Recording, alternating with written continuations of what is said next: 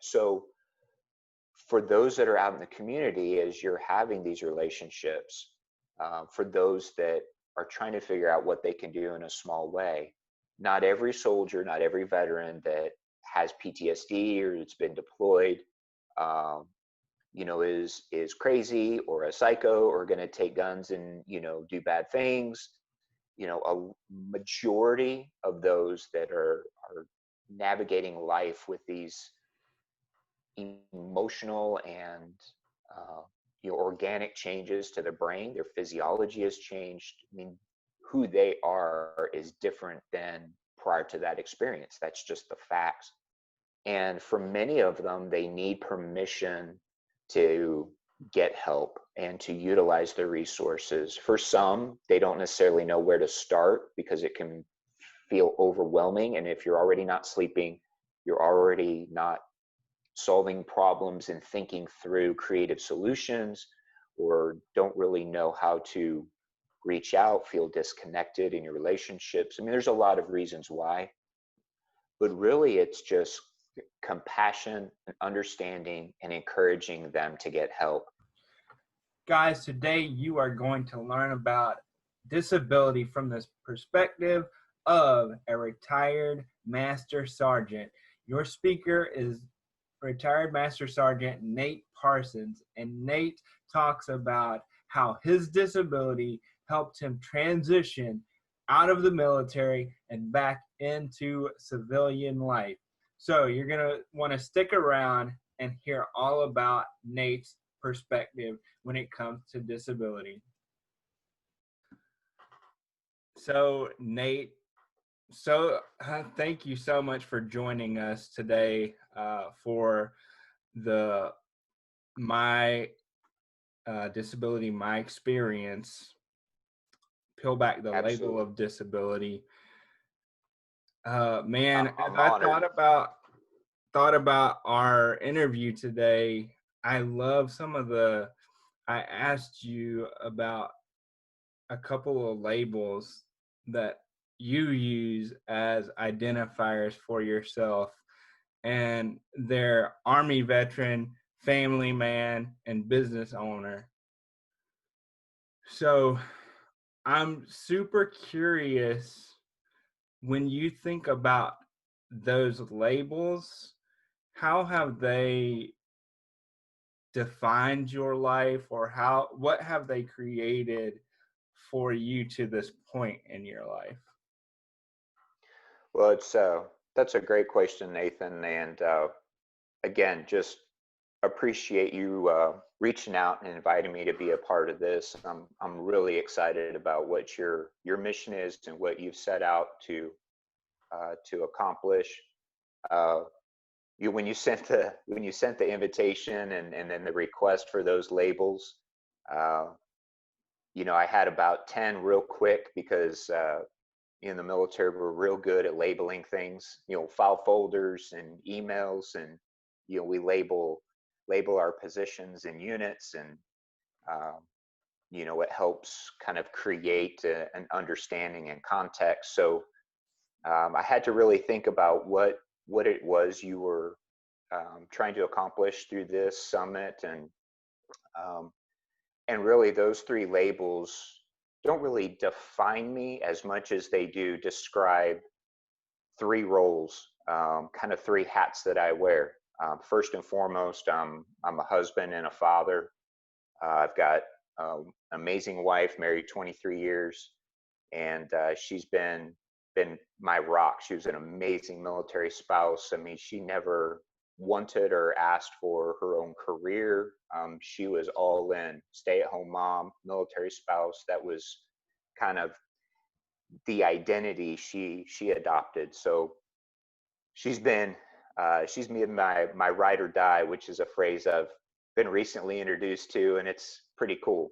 Um, and then we've got two boys who are now young men in their own right, and 25 and 21. So we're empty nesters, but I still find myself in the fathering mode every once in a while as they're navigating those early years of young adulthood.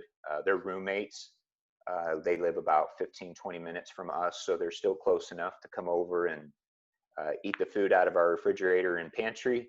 But it's nice when they just stop by because they want to hang. And so that's been kind of cool. And so really family man, it just kind of describes one of the most important function that I have.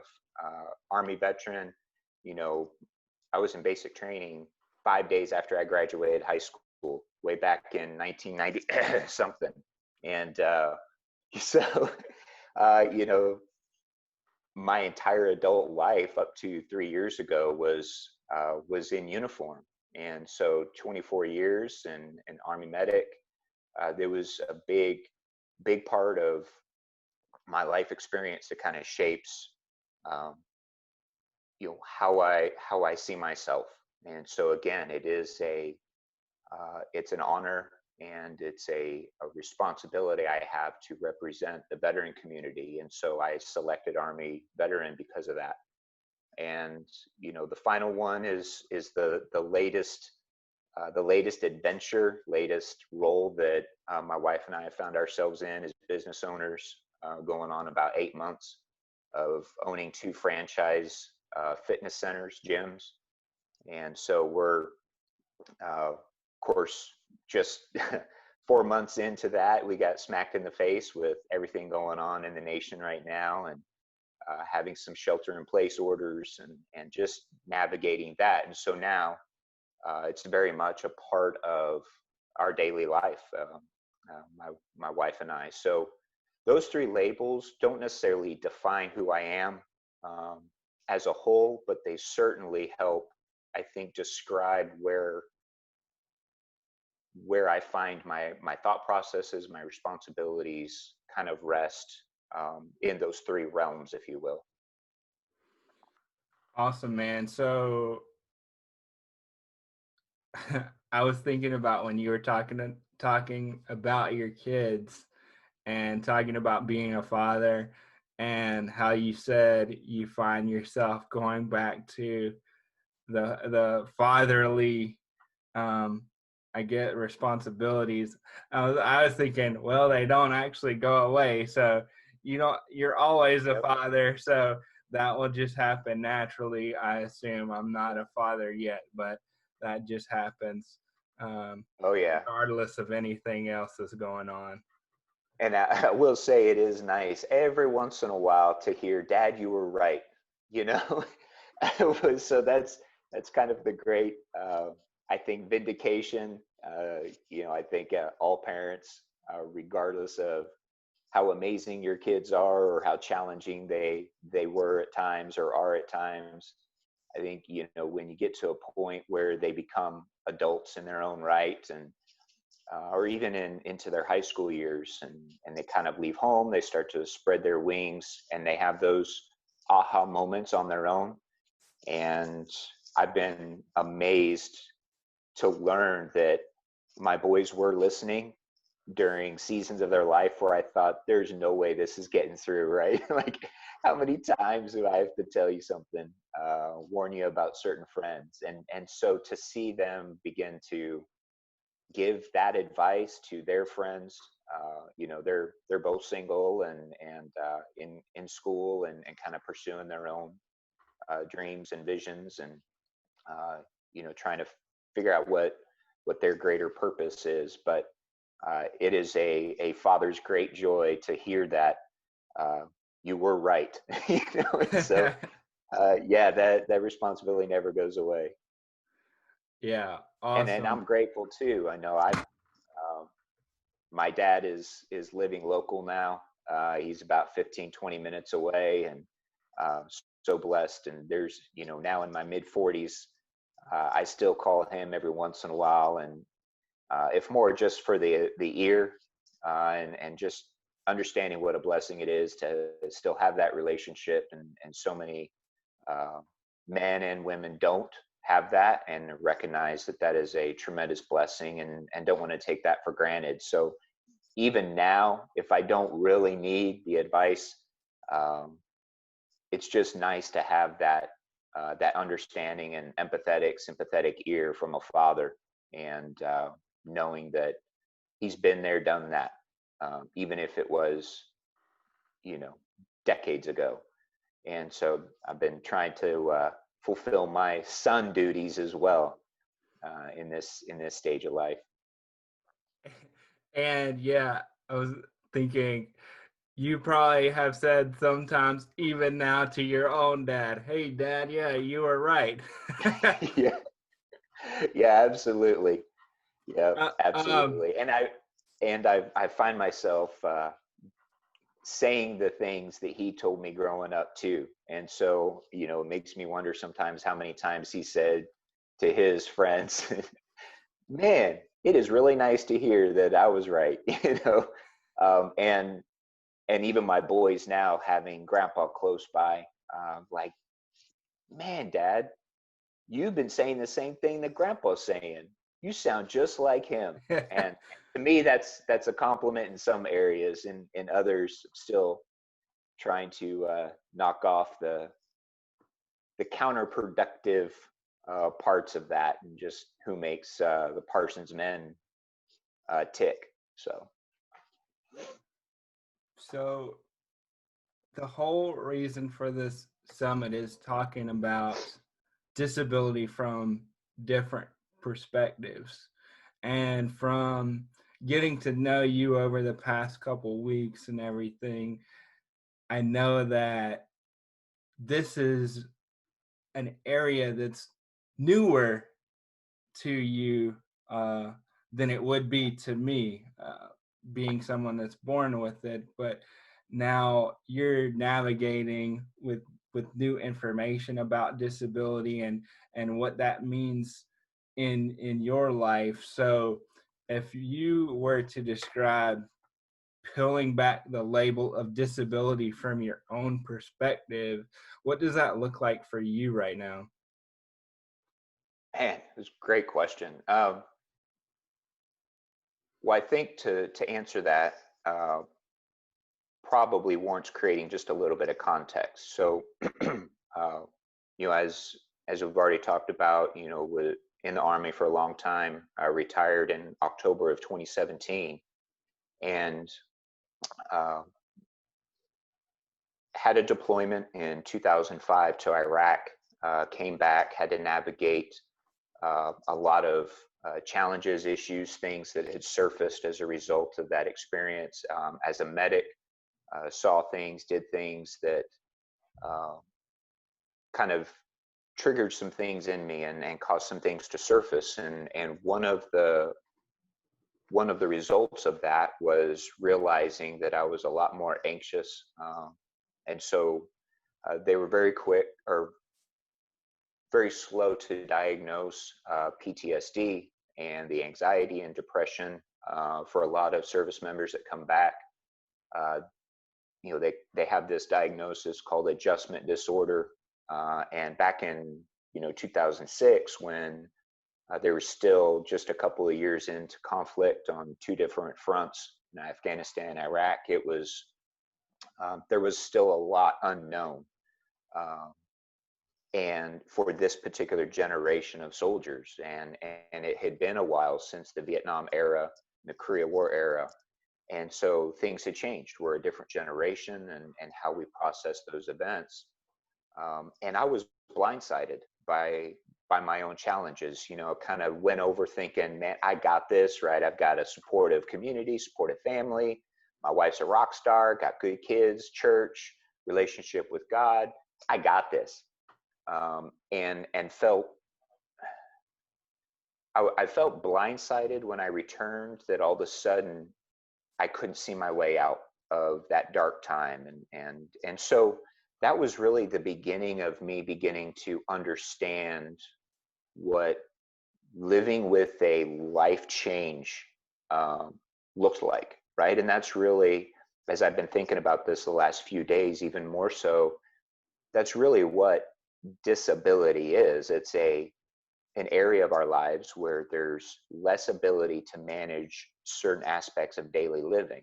And so for me, it was the hidden wounds. It was the scars that no one could see on the outside. You could, there were people that were close to me, my wife and boys, that saw the symptoms of that, but I was now functioning, or then functioning, in a way that was less than when I went over. And that was kind of the beginning of understanding disability in that context. And so, fast forward 4 years later of medication, church, prayer, support of family, counseling, support groups, learning new life skills, eventually got to a place, and I was still on active duty, where I felt like I was functioning more, and in ways even better than before I deployed. And it felt like I was settling into, I think, being okay with the new me in those areas of my life, but still giving credit to that life experience, that it was part of the human experience on the earth, right? Yes, did it stink? Did it suck? Was it uncomfortable? Was it sad, frustrating? Did it anger me? Yes, yes, yes, and yes. But it also opened doors, right? And that's where I think the conversation in this summit will go and can go. It's the doors of opportunity that open for those that have a disability in an area or areas of their life, whether it's physical, whether it's emotional, whether it's spiritual, whether it's cognitive. It really doesn't matter, because even through that, there are opportunities to inspire and teach and reach and experience things that you might not have otherwise experienced. So fast forward to 2015, began to have some difficulties walking, losing feeling in my feet. And in the military, the neurologists aren't typically experienced with conditions outside of kind of the normal ones you would see in a military environment, right, among your soldier population. Traumatic brain injuries, maybe some neuropathies because of a flare-up of diabetes or whatever. But in the world of neuromuscular conditions and those types of things, there's a lot of unknown. And so after 4 or 5 months of testing, realized that they needed to send me to a neuromuscular specialist. They could not figure out my combination of symptoms. And so they sent me down to University of Florida, and the result was in August of 2015, diagnosed with Charcot-Marie-Tooth type 1B, which the short term is CMT, and I was diagnosed with CMT, a progressive neuropathy as a result of the wasting away of my peripheral nerves, my arms and legs. And so the Army, in their infinite wisdom, said, thank you for your service. You can no longer be a medic or a soldier or a leader. Congratulations, you're going to go through the medical board. Bye. And so that initiated the beginning of the end of my military career, which I had planned for retiring from the Army, and it kind of fit the timeline, but it looked a lot different than I thought. And so although it was something I was born with,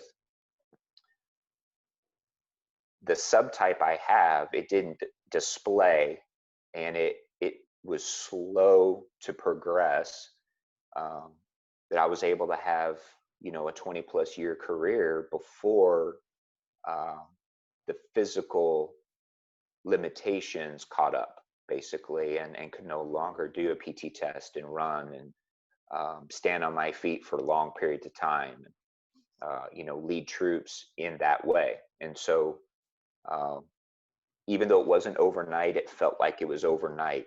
And just coming to grips with, oh man, like my career as a soldier is done, like it's over, and what in the world am I going to do now?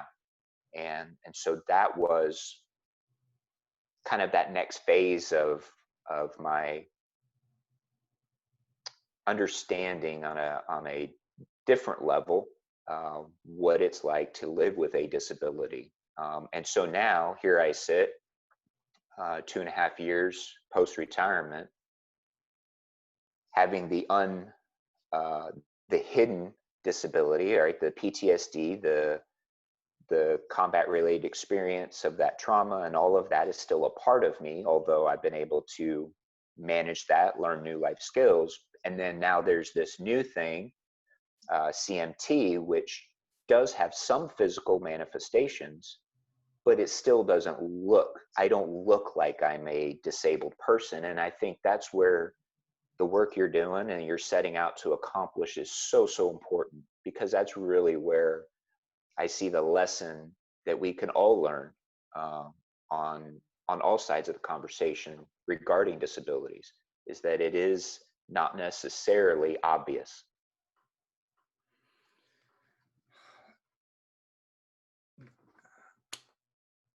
I'm thinking that there's so many veterans that I feel like have similar stories with everything that they're going through when they come back from being deployed, uh, seeing things that they've seen and experiencing trauma, like you said.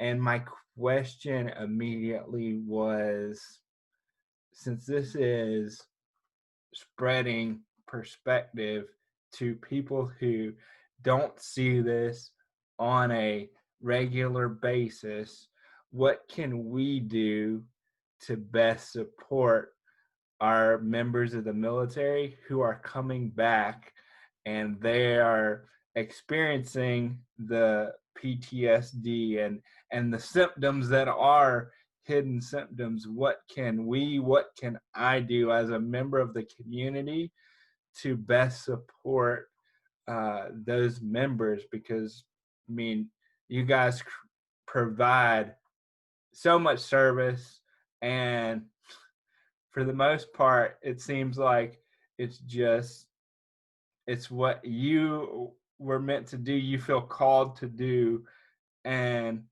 it seems like there are gaps when people come back. There are huge gaps in service that's being able to be provided.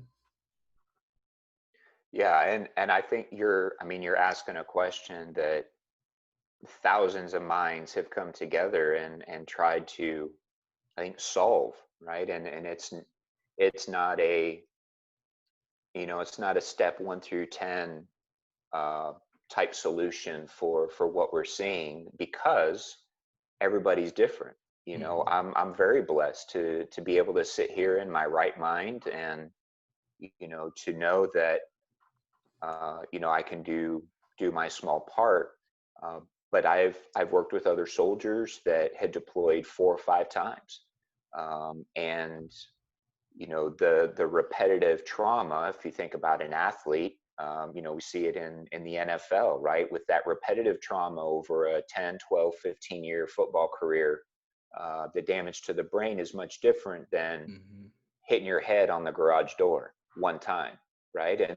And so I recognize that how I see the solution is very different, and it's not a one size fits all. To give you an example, when we're in coming out of theater back in 2005, 2006, they bring in a chaplain, and he would come in. He's got his little PowerPoint slide deck, and he throw up all of the symptoms that you can experience coming back, and then they tried to normalize it. And good intentions, it's don't feel bad about being short-tempered. Don't feel bad about not sleeping. Don't feel bad about snapping at someone. Don't feel bad about being on edge, right? And it was good intentions to help normalize the transition back to a less stressful pace for a lot of soldiers coming out of a theater of operation, right, or a quote unquote war zone. And so they've learned since then that that wasn't necessarily a good thing, and I experienced that unintended consequence. So I got back actually about 2 weeks early than anticipated, walked in the door of my house December 12th of 2005, right before Christmas. My wife had the house decorated. My boys were about to be out of school for Christmas break. The tree was up, right? It was the holiday season, Christmas music playing in the stores. I was going to miss Christmas. Now I'm home. So there was a lot of that festivity and the joy and all of that. January 2nd, January 3rd, my boys go back to school. My wife goes back to work, and I'm home alone with a new dog.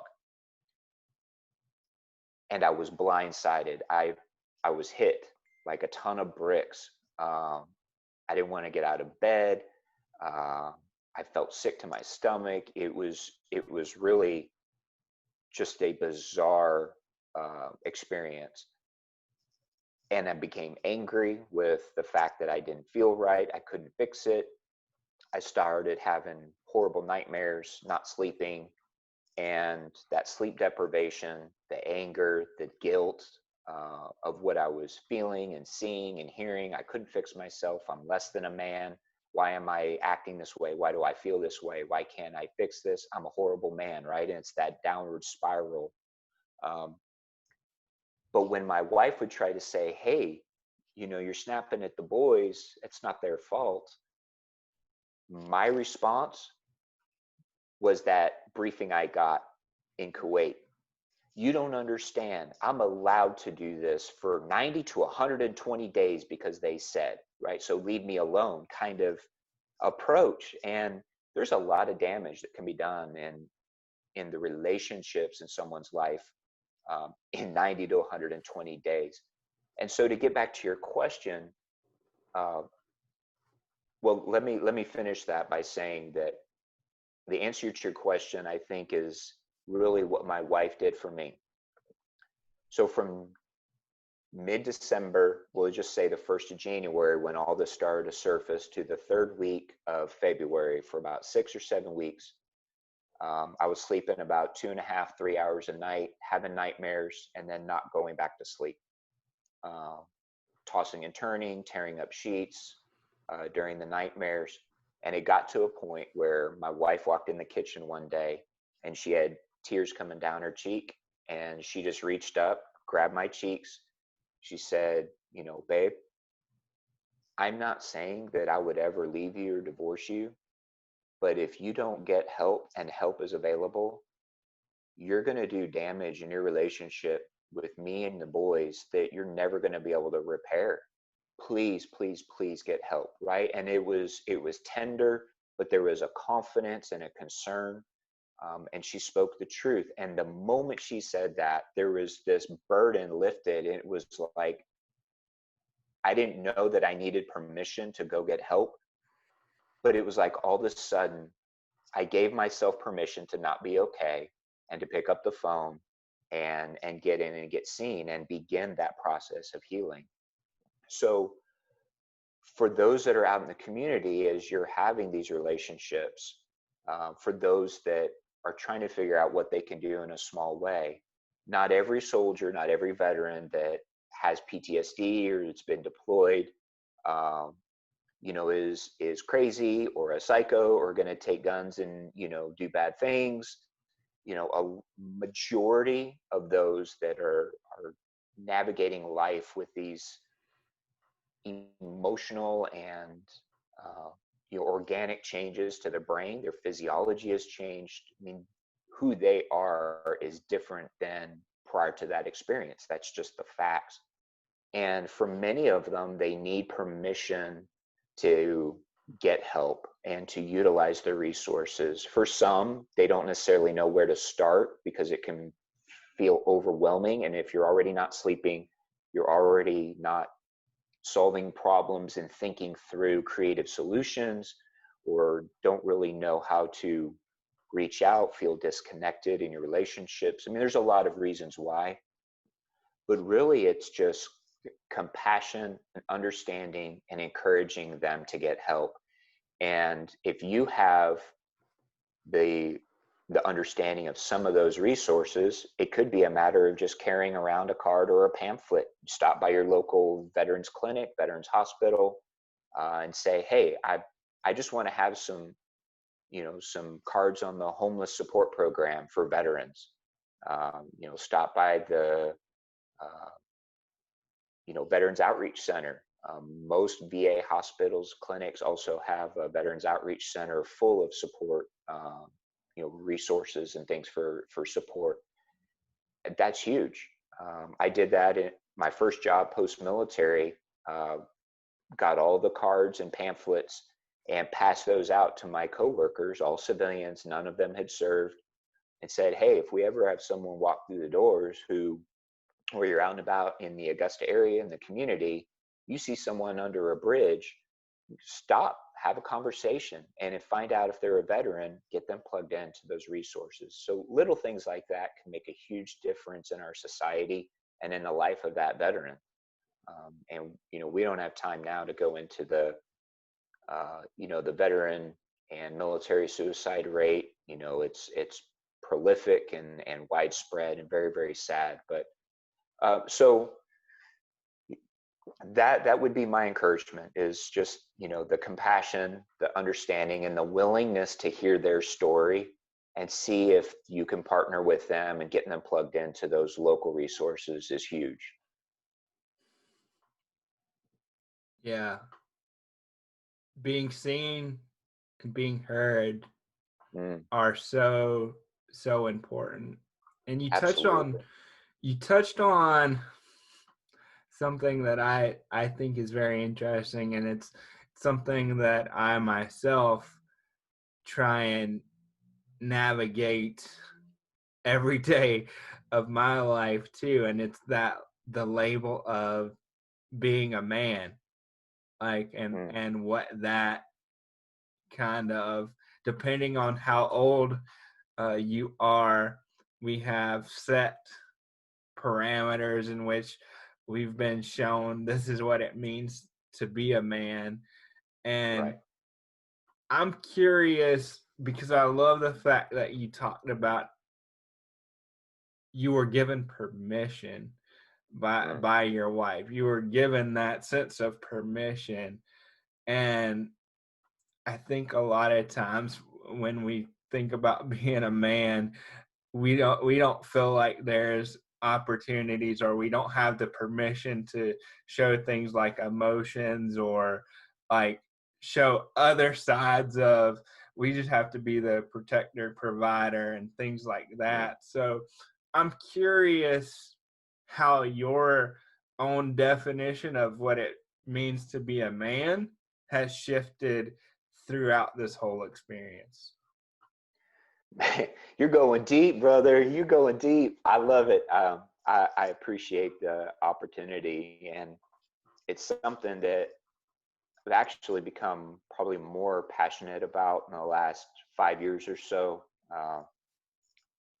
From the point of diagnosis in 2015, what was supposed to be an 8-month process turning into 21 months, and spent a lot of time around other soldiers going through the medical board process, some of which are retained and stay in the military, and others are separated. And fortunately, I had enough years of service to where I was allowed to retire with full benefits.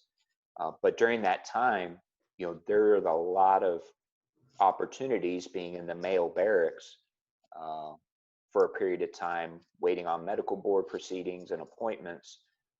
And found myself in those types of conversations. And what I was beginning to see, and really kind of identify in myself, what was part of the journey that I really wasn't consciously aware of, until I started having these conversations and found myself giving advice and encouraging. It's like, wait a minute, I need to continue taking my own advice, number one. But it really caused me to kind of reflect back on that. And one of the challenges, I think, in our society when it comes to manhood is, at least for my generation, and probably the last generation, Gen X, that was taught, you know, men don't cry, boys don't cry, quit your whining, suck it up, right? A lot of that terminology, and it finds its way in the military culture, and rightfully so. And so you have women, you know, daughters who are raised by, you know, either single moms or dads that are teaching them to suck it up, right? And to quit your whining, you fall off your bike, get back on, stop crying, stop crying, stop crying.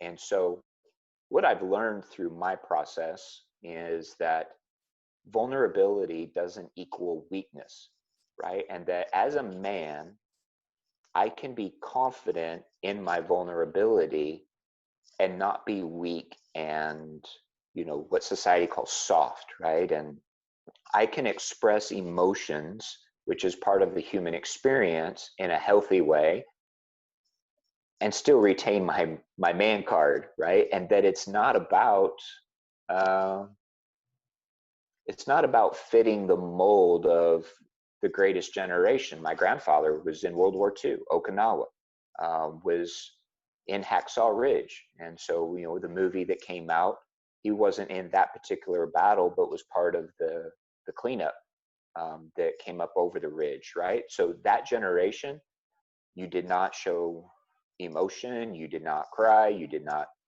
And so they raised their children, baby boomers, my father and my mom, and that got passed to me. And early on as a dad, found myself straying from that a little bit. My life experience was telling me differently, and it really came to a head after I came back from deployment, and was forced for 4 years during counseling and therapy to do some deep diving. And I actually feel like I came out as a better picture of what I believe a godly man, father, husband should be. Not look like, not fix on the outside and then internally be a wreck and nasty and dirty, right? It's, you know, it's mowing the lawn and having nice landscape, and the inside of the house is a wreck. And so I came through that experience actually feeling like I was more whole and put together in the areas that mattered. And I didn't concern myself with other people's perceptions if I broke down and cried, which actually happened after I got diagnosed with CMT. I mean, I'm leading soldiers, programs, troops. I got that diagnosis in August, and I think I was back to work maybe 2 weeks before I got put into the medical board process officially. I'm at the computer one day, you know, I'm Master Sergeant Parsons, leader of troops, and, you know, all these programs, and I'm just responding to an email. Out of the blue, I get this picture of my feet and legs that I looked at in the mirror that morning that are wasting away and all sickly looking because of the atrophy and all of that. And that flash in the moment, I literally at my desk in the cubicle land out in the middle in front of everybody began to uncontrollably weep and sob. At first, that felt weird, but I had a lieutenant colonel that knew what I was going through. And she peeked and didn't say a word, signaled me into her office and let me go in and purge, right? And have that emotional expression because of what I was going through. Had that been a different leader or a different individual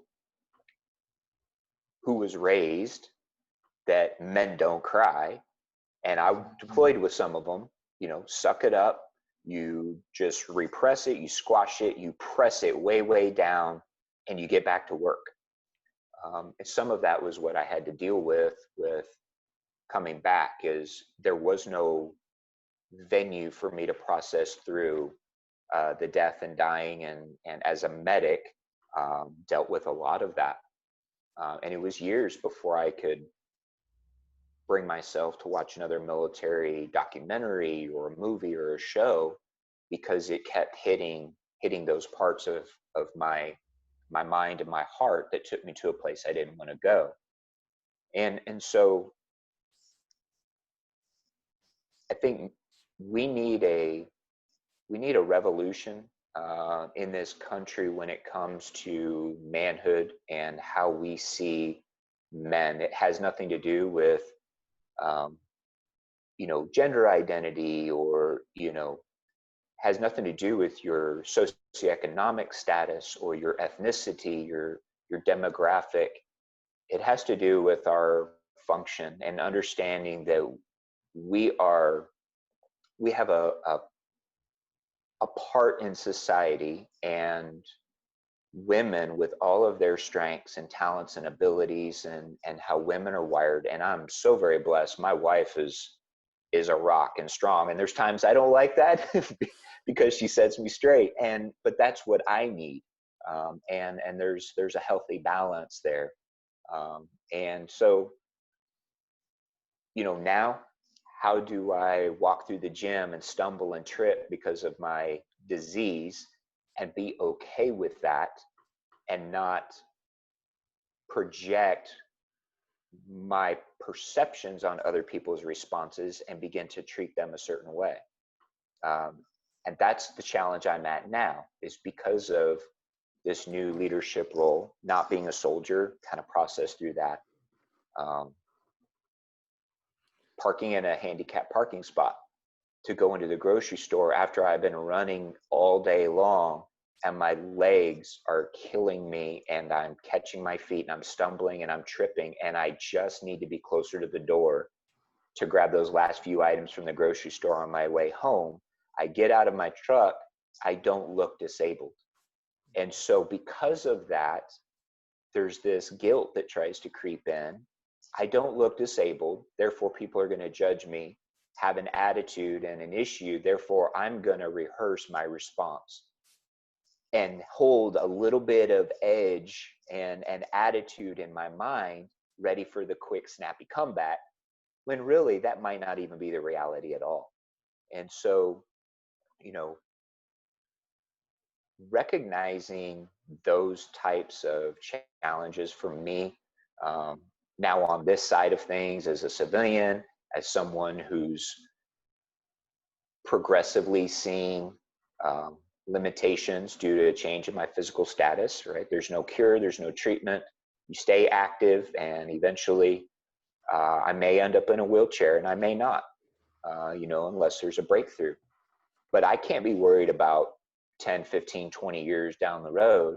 I need to be in the moment and available emotionally, physically, cognitively, to my wife, to our employees at our gyms, to our boys, to our members at the gyms, right? I need to be here, right now, and not worry about the future. So I know it's probably a long answer, but that's how I see it. It's great, man. And I relate so much to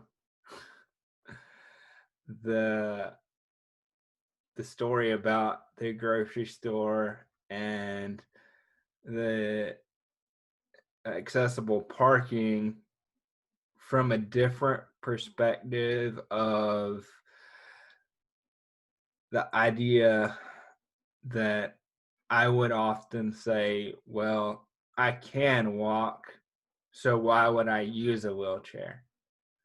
I can do this right now.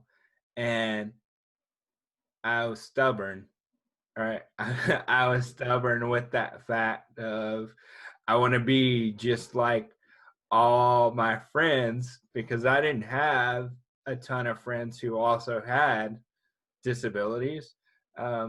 Because I mean, I was friends with the people I was around, and my mom would always say, well, is it worth it to go somewhere, just prove that you can walk and you can do it, but by the time you make it to the part you're supposed to be there to experience, you're so worn out that you don't get to be fully present in the moment. And that Mm, took a long time for me to wow. say, yeah, that's just me being stupid and not wanting to use a wheelchair, because there's a preconceived, like, there's perceptions about everything, and we all have different ones about what that means for us. And I think that's part of these conversations, right, is to Yeah. pull back some of those things. And yeah, man, even using, I'm having that thought right now too about that permission piece. I think, to your point, we have to give ourselves permission to experience life as it is, right? With our limitations, whatever those are, and to understand that we're not defined by our disability. And I shared this with you the other day, I think. Um, we're not defined, or I'm not defined by my disability, right? CMT doesn't define me, PTSD doesn't define me, but they are descriptors of my life, right? They tell my story in particular areas of my life, right? And they describe my life experience, and they give context, they give definition to my story, but they don't define who I am as my only attribute. I'm only a veteran, or I'm only disabled. Uh, I don't build my life based off of the adjective, right? The adjective's job is to define the noun or describe the noun. Well, I don't pick a single adjective to describe me, right? You asked for three, uh, and those are nouns in themselves, but that's the adjective's job. And so I choose to not limit myself to one, because they are just part of my story, part of my experience, and giving myself permission to embrace that, understand that. There are days where I know I'm rocking and rolling. It's my first stop. I'm at Home Depot or Lowe's, or I don't know if I need permission to use brand names, right? Give free, but the local hardware or the box store. So it may be my first stop, and I'm running and gunning. I'm feeling strong, and I've got a pep in my step, and I'm on it. I'm not using the handicap spot, because maybe there's someone that needs that more than I do. But being okay with days where I'm really hurting, I'm really wore out, I'm becoming a safety issue for myself, where I'm tripping and I'm stumbling and I've had falls, and so I have to be self-aware of when that moment is, and give myself permission to take advantage of that resource, and the opportunity to do that, and be okay with people's response or judgments of me, and not worry about that. And that's a roller coaster ride, man. That's a daily thing sometimes. And yeah, it's the journey. It's not about being perfect and having all the answers and responding to every situation the right way. And man, there's times where I got feelings and things that pop up. I'm like, man, that's not good. That's uh, I'm still jacked up in a lot of ways, and have a long way to go. But I'm okay with that journey, and just coming to grips with that. well, I've just got a couple more questions for you. I've truly enjoyed this conversation and your Yeah, likewise. authenticity and vulnerability that you've brought to us today. And I'm so blessed that the person put this question on my radar, because I would not have thought of this question just based on my own experience. But this comes from another military veteran, and their question was, which do you find more challenging? Do you find being disabled or being a civilian more challenging? uh, there were some days early on. when I did the final out process, and then it really sunk in on October 1st of 2017 that I was a civilian, never putting the uniform back on. Uh, there were days where I felt like being a civilian was a disability, and just the the the emotions of that, because it had been a part of my life since the age of 18, for 24 years. And so, uh, man, that is such a great question, for me. So I think, as I've kind of thought through over the last few years about my process out of the military, the diagnosis was the trigger. And so it was the trigger for my retirement. And it happened in a way that I didn't anticipate, right? I thought I was going to have this huge retirement ceremony, and the timing of the retirement, I was still looking at 2017, 2018. I was going to do that period of time and get out on quote unquote my own terms, right? And Mm-hmm. so the end result wasn't a surprise. How I got there was, and what the last 21 months of my military career was not spent running and gunning and traveling, and I was in charge of a lot of things, programs, processes, and not as many soldiers. Later, my last position,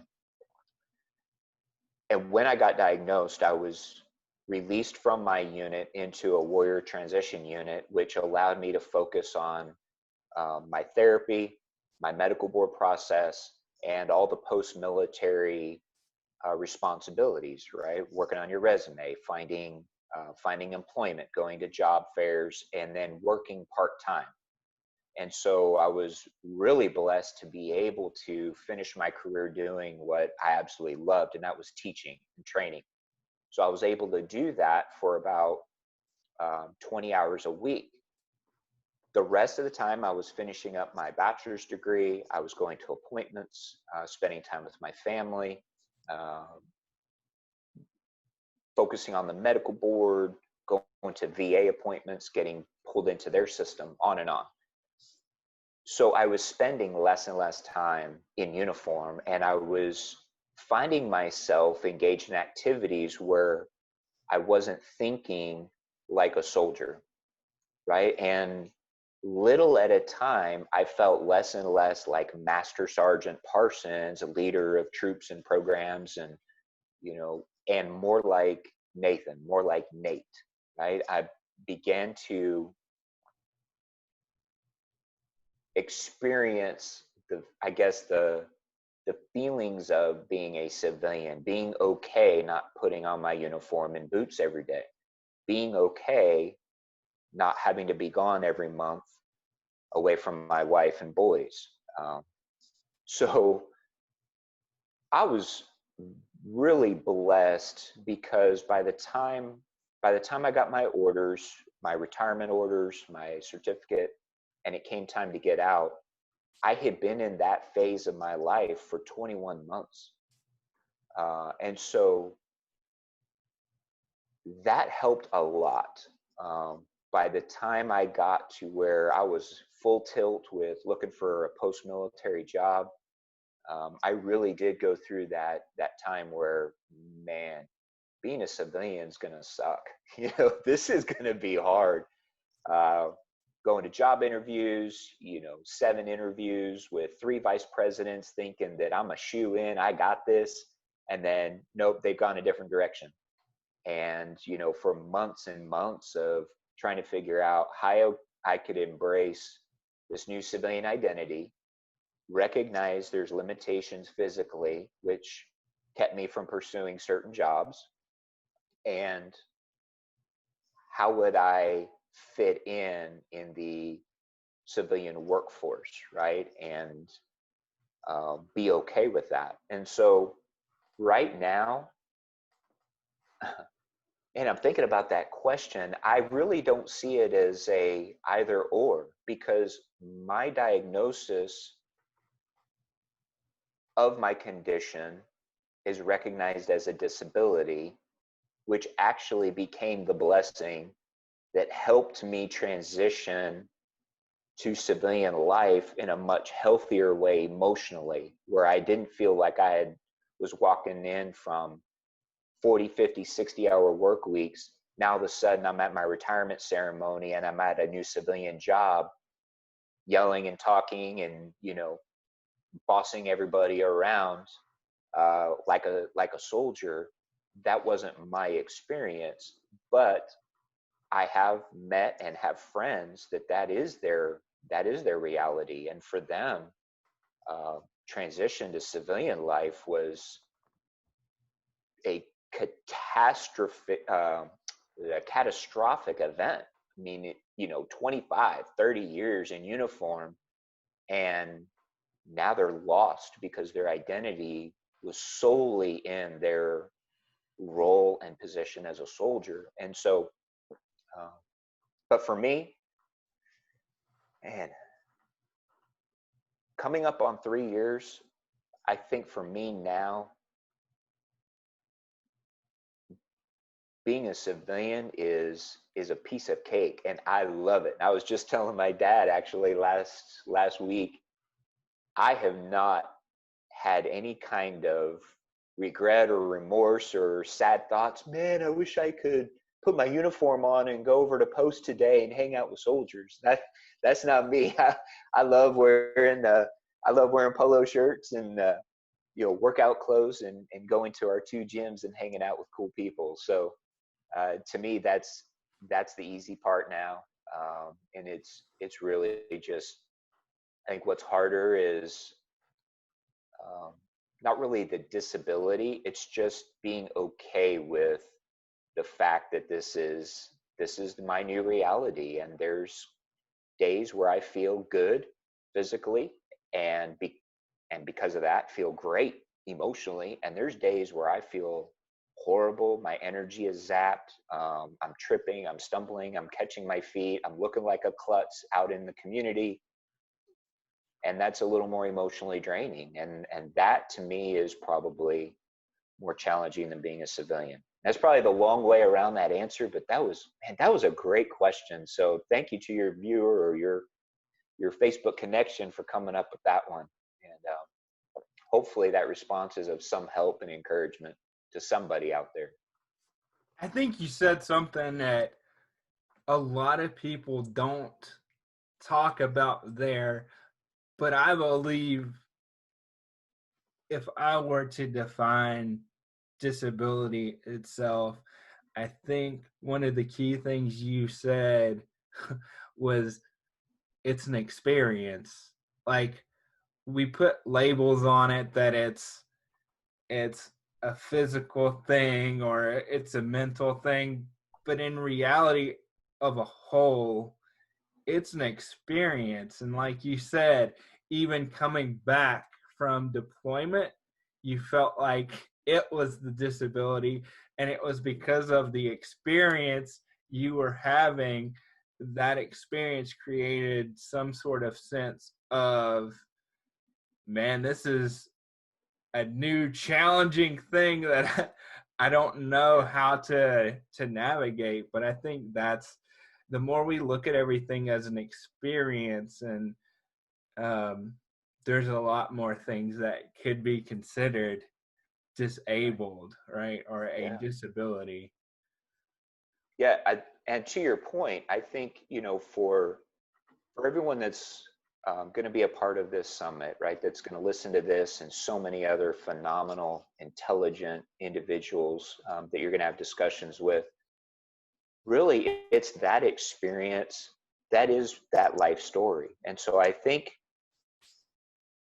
our collective responsibility, those that have a legally defined disability, right, we get the the little handicap silhouette on our license plate or hanging in our rear view mirror, the placard, or special equipment and adaptations to vehicles or ramps and homes, and right. So legally, right, the law defines certain things and provides resources for that. And that's amazing.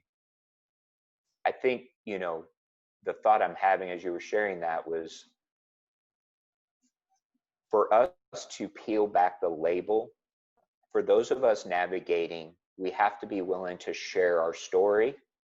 And for those of us that are curious and scared or don't know how to, it's okay to say, man, I would love to just sit and chat and hear about your life, right? It doesn't have to be about that particular manifestation of the disability, right? If it's someone that has a prosthetic leg and you want to find out, were they a veteran deployed to Afghanistan, or were they in a tragic car accident or motorcycle accident, or, were they skydiving? Or, I mean, it's okay to just ask.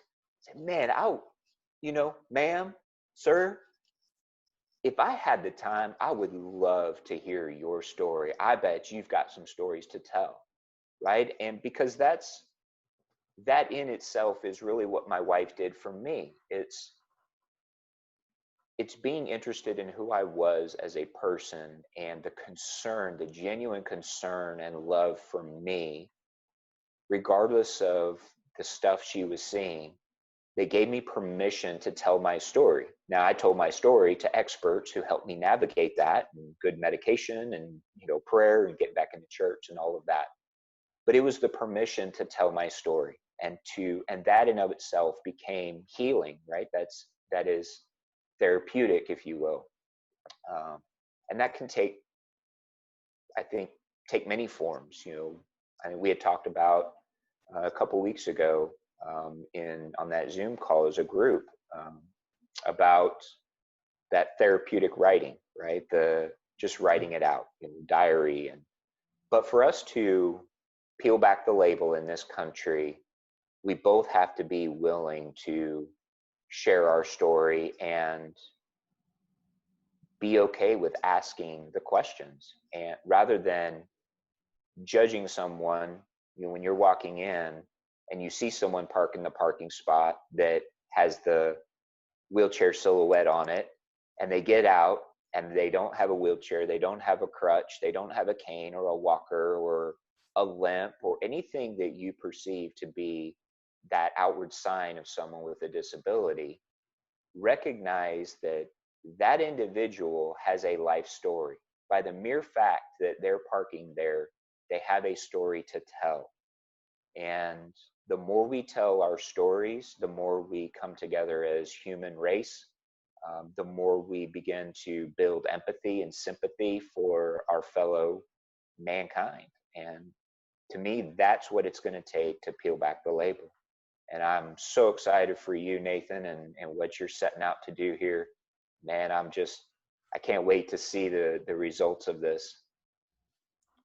With that, is there anything that maybe I didn't touch on, I didn't ask, that you want to leave the audience with today? Man, I don't know. It's been there's some deep questions, man. Some good conversations forced me to dig a little deeper than I think I even realized. And I love that. I'm cool with that. Man, I don't know. There's really, to me, it's how my wife and I are approaching our business is very much about the people. And so, let's say we stumbled, right? The door opened. It was an opportunity for us to find a new way to love on and serve others in our community. The gyms is just the platform for which we get to do that and create a safe and disinfected and sanitized place for others to pursue their fitness journey. But it really is about that relationship with the people, and that's what this is about. That's what my wife and I are about. It's how we've I think walked through our marriage and tried to raise our boys the best we could. It's how we see ourselves in the community. And it is truly about that experience. And, for some that may sound like, oh, well, that's just the cool thing to say. But it really is what makes us tick, right? It's why we have gutted through this really, really challenging season. And it's been hard. It's been a roller coaster ride.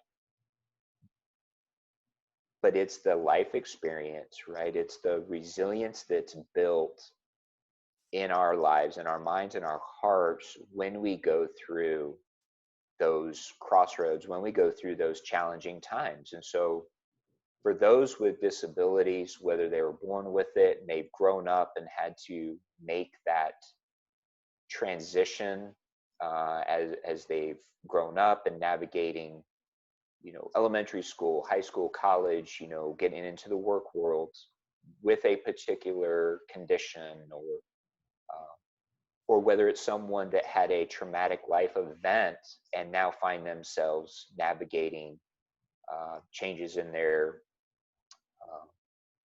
abilities, physical or emotional, right? Like myself, kind of a combination of both.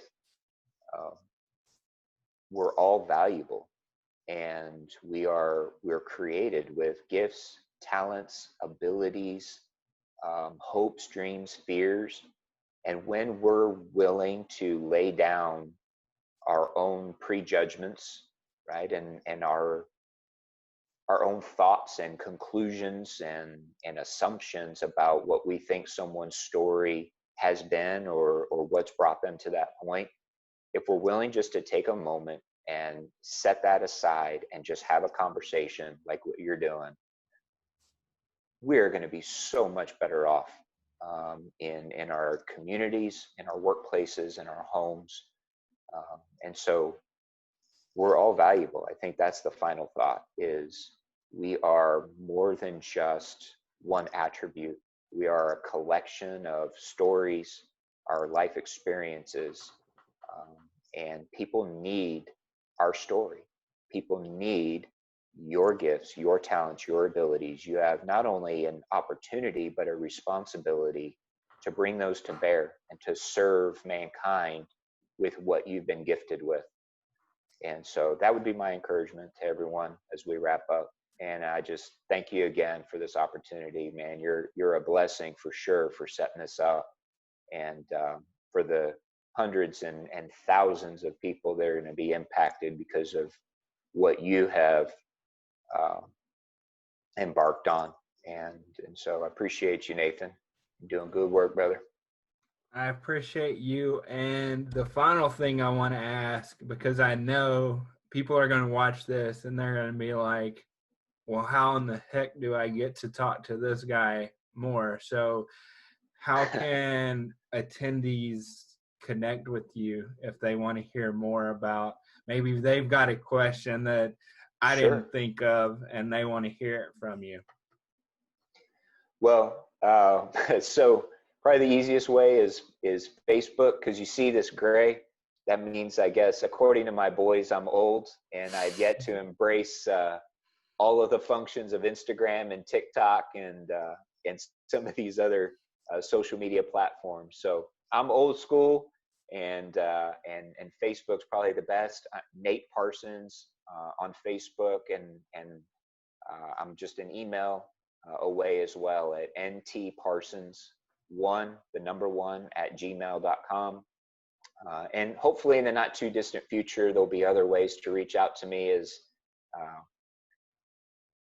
taking my own advice in medicine, stepping out on faith, and embarking on a new experiment and a new journey, starting a podcast and hopefully authoring a book and doing some other things that may have other ways of getting a hold of me. But for now, Facebook and email is probably the best. Nate, I appreciate you, man. And I appreciate you taking the time to help us peel back the label today. Awesome. Appreciate you.